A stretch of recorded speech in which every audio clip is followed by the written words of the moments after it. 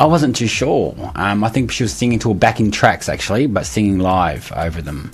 And just seeing her stage presence, even back then, seriously, with those skimpy shorts that they got those, red. Yeah, remember those red with the bra top? Like that. Olivia's shaking her head. Oh, it's just funny. It's funny to watch that stuff. Yeah, it is funny. Yeah, But so cute. Kylie was she's transfixed to Kylie when she's on stage, no matter what she's doing. I've got to say, though, there was a few different versions of that On The Go TV special. The reason for that is if you watch the original one, and I don't believe that was broadcast to TV, I could be wrong about that, but the one that was just her raw vocals, I remember even as a super Kylie fan back then thinking, my God, that voice, because she was dancing full pelt back then, as well as she hadn't developed the voice as much as she has these days. The voice was pretty dodgy in some of those songs. You go back and listen to Wouldn't Change a Thing on I The agree. Go. Like, Michael and I have recently watched it, and we've heard the same thing and thought, oh my goodness, where has it changed in those years? Absolutely changed. I'm sure she'd love to retract that DVD if she could. I think it's so. only released in certain countries. Yes, definitely. All the fans have it, though, just when we want to have a laugh. Really. That's right. Do either of you remember the first concert that you attended? I missed the Enjoy Yourself. Did you go to Enjoy Yourself, Olivia? No. Wow. Well, I can signal myself out here. I was a young man, very young, went with a friend, and I had never been anywhere on my own, really, let alone a concert, and some parents dropped us off there. Went in, and I was in awe. The entertainment centre, if you haven't ever been into a venue like that before, you're in awe instantly. And I will never forget it.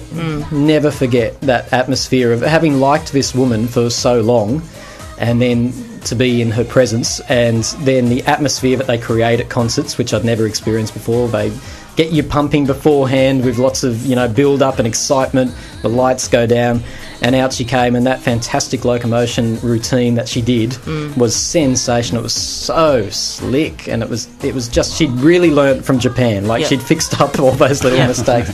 The one thing I do remember, though, is yelling to my friend over this volume of music I'd never experienced before was, does she sound funny to you? Because she sound nothing like on the tapes. Nothing. Her voice is quite deep naturally, and the tapes don't reflect that. Plus, I think tape is not like CD. Tape depends on the machine you play it on. And I had one of those ones that operated slightly faster than other machines, so it made her a bit more chipmunky. But the first time you see her in concert is something that you remember, though. I agree.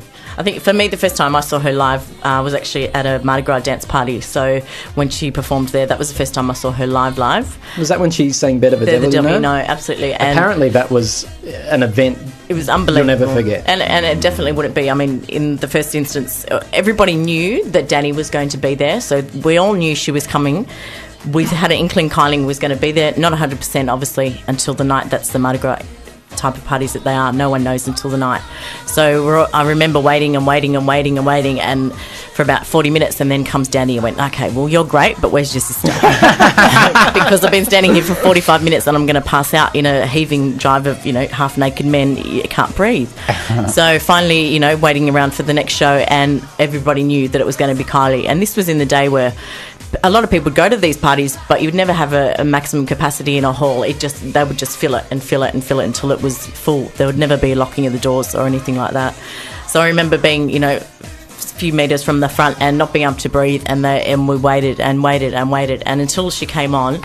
It still gives me goosebumps now to even think back of then, of this person coming on stage. And that's when I guess for me I felt united with Kylie fans, because we all had our hands in the air. We all loved her. No one was ashamed, and this was just like, wow, all these people do love her. Look at all of us, and we're all cheering for this one little girl, and she was tiny on that massive stage, tiny. So that was my first experience. She was dressed all in pink from the photographs, wasn't she? Red. Oh, was that the devil costume? Yes. Right. Yep. In fact, that was the prelude to Intimate and Lives. Yes, exactly but right. a lot shorter. Yeah. On Mardi Gras. Did she only sing Better the Devil, that was night? it, yep. That was it. Wow. Yeah. It was amazing. Always leave them wanting more. Oh, unbelievable. Unbelievable. Very good. You're listening to the It's Time to Talk program. We're talking Kylie Minogue tonight. Give us a call on 6585 2233, and here's one of her, well, it is her latest single, in fact. It's All the Lovers. I wanna do, so won't you dance? Kylie Minogue, All the Lovers, and we are talking all things Kylie tonight, and I'm joined with Michael and Olivia, two die-hard fans, joined by me, a third die-hard Kylie fan. What is it about Kylie that you are drawn to, though? And Michael, you recently have begun an adventure in your life by writing a book about your life. Kylie is such a part of your life that you have actually included her as part of your book. Do you mind reading that section to us? Just that bit that explains what it is about Kylie that has engaged you. This is an exclusive. Okay, it's Michael's Courageous Princess. So you're Michael, she's your Courageous Princess. That's correct. Very nice start. Okay, now as I talk about Kylie, I talk from the heart. I love her with everything and feel like we know each other. We have grown up alongside Kylie over the years as we watched her evolve on our TV screen since the early 80s. I am indeed her biggest fan. My life isn't complete really without Kylie in it. She makes me happy when I'm feeling down. I just play her records. I adore her so much, and she's an inspiration to millions of people around the world. She's a true survivor. That is the connection I have with Kylie. I know that she's battled through her life, and as we all have in certain ways. But she's just my idol. There's so much I can relate with Kylie personally, and her music makes me happy. It's happy music, you know. I'm so glad you shared it, because for non-Kylie fans, it's two-dimensional. They think, who could be attracted to that music?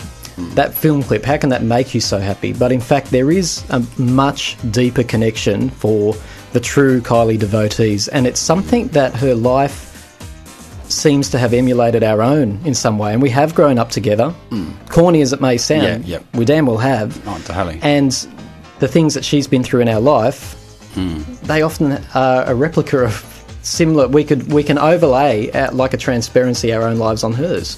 That's exactly right. And that's exactly what you're saying in that passage there. Yeah. She's just amazing. You know, I can't see my life without Kylie in it. You know? And she's been through struggles. She gives off this air of someone who's got this very bright, glamorous lifestyle, but she has struggled, and I think she struggles with herself internally a lot more than those other external things that we can look at, like her cancer, maybe failure in relationships, if that's a harsh way of putting it, all those things. I actually think Kylie's quite riddled with conflict within herself, and I think we sense that as fans. Am I getting too deep here? No, not at all, and that's good. Yeah, that's good. Definitely. You know, she's had to battle through, to find herself, I think, over the years, and I think she finally has. But yeah, we've all gone through that personally as well, I suppose, and But I think the best way to sum it up is, Tim, is what you said. We've grown up with her, and it's just that connection. She can do, change things and do things differently. Because she was so young, and we were so young, and then we just thought, oh wow, that's great. But now, when she does things, it has a reason, has more to it along the way as well, because she is older and wiser. And we do expect her to make those mistakes over the years, and we accept it. You know what I mean? Like it's a phase. She did it. I agree with you that we accept it as fans. We certainly point them out, but we do accept them as well, I think, at the end of the day.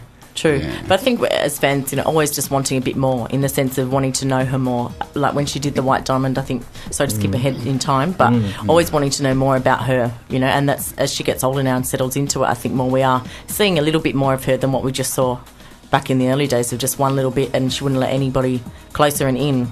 And I think that's because she knows herself more. True, exactly. When I look back at interviews when she was 21 and 22, don't get me wrong, they were quite compelling interviews, because she had an attitude back then. She had a real attitude around Michael Hutchins' time, and when she was just, like we spoke about before, when she was been pilloried by the press and by the general public, she had an attitude. But she was a girl who, like most 21, 22-year-olds, I don't think she did exactly know what her place was in life. Yep. Yeah, she. I think at that time, Michael Hutchins, as she says in her own words, he took the blinkers up, Yeah. And she really was getting to know. So let's talk about that period. Michael Hutchins. All we have to do is say Michael Hutchins, and instantly it's a phase in the Kylie world, isn't it? It's a whole. It's more than a chapter. It's practically its own little book. Yeah. That's right. Or thick book. Yeah. And saucy book, too. Absolutely, yeah. It might have to have an R. Sealed. It'd be the sealed section of Kylie's biography. Absolutely. R-rated. Do you remember that period where Kylie went from big-haired Charlene music girl to bit of a devil, vixen? Do you remember that period, and do you remember what your parents said about it?